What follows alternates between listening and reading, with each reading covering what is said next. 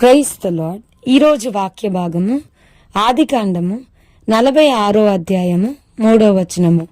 ఆయన నేనే దేవుడను, నీ తండ్రి దేవుడను, ఐగుప్తునకు వెళ్ళుటకు భయపడకుము, అక్కడ నిన్ను గొప్ప జనముగా చేసేదను.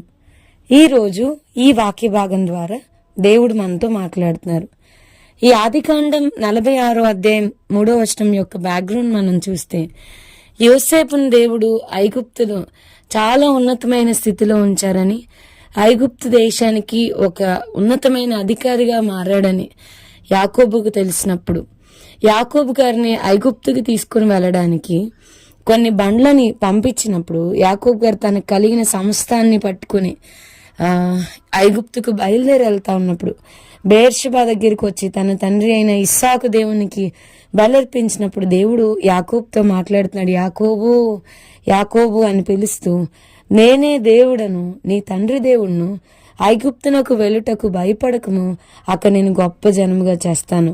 నేను నీతో పాటు ఐగుప్తుకు వస్తాను, అంతేకాదు నేను నిశ్చయంగా నేను తిరిగి తీసుకొని వస్తాను. యోసేపు నీ కన్నుల మీద తన చెయ్యి ఉంచినని సెలవీగా. సో బయలుదేరాడు, తనకు కలిగిన సమస్యాన్ని పట్టుకుని బయలుదేరడం అయితే బయలుదేరాడు, కానీ కొన్ని నెలల పాటు ప్రయాణం చేయాలి, చాలా దూరం వెళ్ళాలి. అప్పటికే యాకోబు గారు చాలా వృద్ధులైపోయి ఉన్నారు. దేవుడు ఇలా మాట్లాడుతున్నప్పుడు మనకు అర్థమైంది, తన మనసులో చాలా సందేహాలు, చాలా కలవరం, చాలా భయం.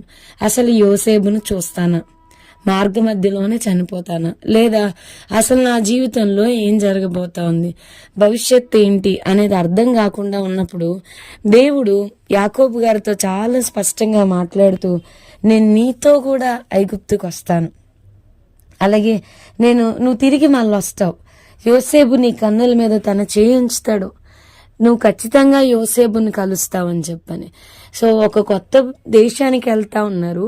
కంప్లీట్గా వారు అప్పటి వరకు ఉన్న ప్రతిదీ, వారు కలిగిన సమస్తాన్ని తీసుకుని వెళ్ళిపోతున్నారు. దేవుడు ఎంతో స్పష్టంగా భయపడకము అని మాట్లాడుతున్నాడు యాకోబు గారితో. భయపడొద్దయ్యా, నేను గొప్ప జనముగా చేస్తాను ఆ ఐగుప్తు దేశంలో అని చెప్పని. నిజంగానే దేవుడు యాకోబుని, యోసేపు సంతానాన్ని చాలా గొప్ప జనంగా చేయడం మనం చూస్తా ఉన్నాం.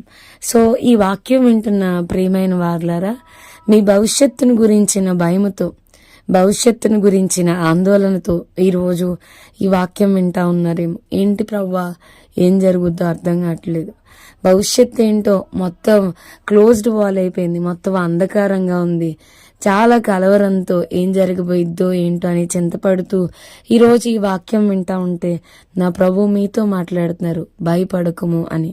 యాకోబుకి తోడుగా ఉన్న దేవుడు మనకు కూడా తోడుగా ఉండడానికి ఇష్టపడుతున్నాడు. నిన్ను గొప్ప జనంగా చేస్తారు. మన భవిష్యత్తు ఆయన చేతుల్లో చాలా భద్రంగా ఉంది. మత్తయి సువార్త 10:30 ఉంది కదా, ఆయన మన తల వెంట్రుకలు లెక్కించి ఉన్నాడు, అవి ఒకటి రాలాలన్నా కూడా ఆయన అనుమతి ఇవ్వాలి. దేవుని అనుమతి లేకుండా మన జీవితంలో ఏది జరగదు. ఎంతో ఆయన తన భక్తుల కొరకు దాచించిన మేలు ఎంతో గొప్పదని వాక్యం చెప్తుంది. సో అందుకే కదండి బైబిల్లో భయపడకము అన్న పదము 366 సార్లు లీవ్ ఇయర్తో పాటు కలిపి దేవుడు రాయించాడు. రోజుకు ఒకసారి భయపడకము.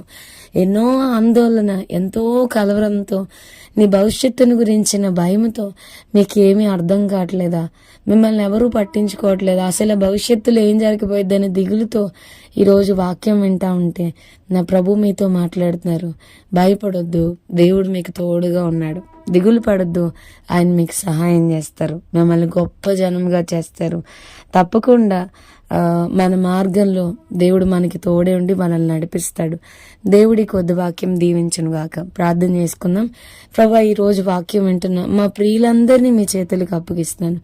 వారి భవిష్యత్తు మీ చేతిలో భద్రంగా ఉన్న విధానాన్ని బట్టి మిమ్మల్ని స్తుతిస్తూ కనపరుస్తూ, భూమి కంటే ఆకాశం ఎంత ఉన్నతంగా ఉన్నదో నీ యందు భయభక్తులు గలవారి ఎడల నీ కృప అంత ఉన్నతంగా ఉన్న విధానాన్ని బట్టి మీ నామాన్ని హెచ్చిస్తూ కనపరుస్తూ యేసు నామంను అడిగి వేడుకొంచున్నాం తండ్రి, ఆమెన్.